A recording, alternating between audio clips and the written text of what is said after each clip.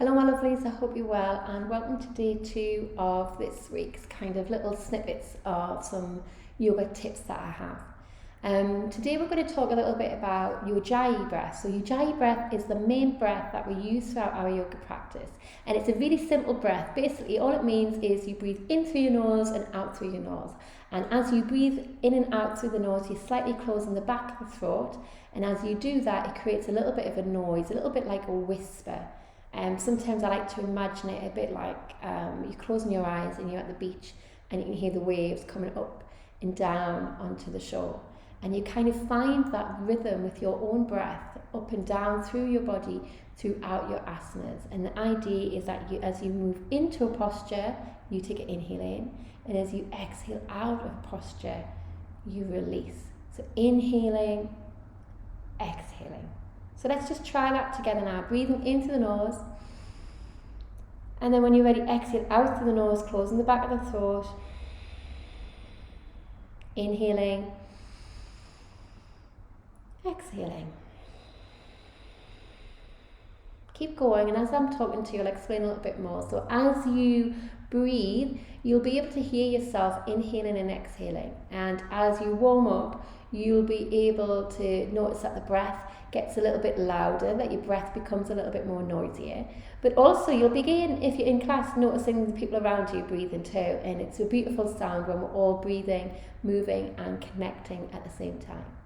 So why is ujjayi important? Why do we use this throughout our yoga practice? Well, it creates heat in the body, and it also creates softness in the body. So that heat and relaxation that happens in the body helps us to release tension from our muscles. So when we're moving through the asanas, that asanas means postures, when we're moving through the postures, it helps us to be soft and relaxed, and it helps to remove the tension away from the body.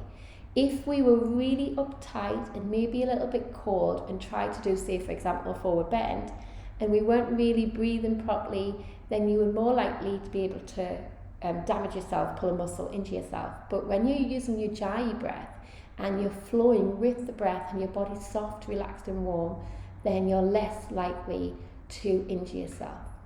Another tip actually I have, which is not even ujjayi breath, but it's a good point to use now, is while we're on today's session, is the using of the feet. So I mentioned last week that the feet are super important because it gives you a good grip to the mat and helps you to feel the energy and really engage with your body throughout the mat.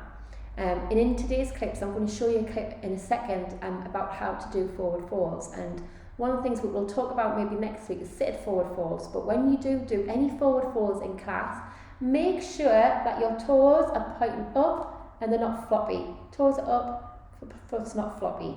When your toes are up, you want to push the ball of the foot this bit away. Now watch my toes. I don't know if you can see here, my feet are scruffy, but see their toes stretch out? That's what we kind of want. These are called yoga toes. And you might find that really bizarre to try and do that. Some people can't create gaps between their feet yet, and that's just because you've been pushing your feet into shoes all your life and that the toes don't have that movement. But over time, particularly when you're walking around more barefoot and you're doing yoga, you'll be able to start using your feet a little bit like hands that we walk on, and be able to ground down and squeeze into the floor to help us hold our balance. But the reason why we point our toes up, like so, when we're doing forward folds, is so that we don't overstretch. And so if I was to do a forward fold with floppy feet and lean forward, this muscle is going to be relaxed and I'm more likely to damage myself.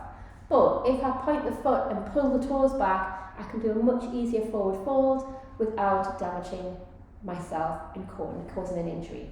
So that was like extra little bit, a bit of snippet of information for you.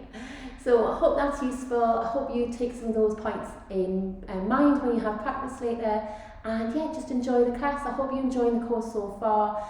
This is week 2. Any feedback, any suggestions, any questions, then please get in touch.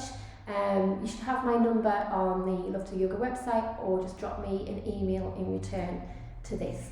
And I would love to hear from you. So speak to you soon. Bye.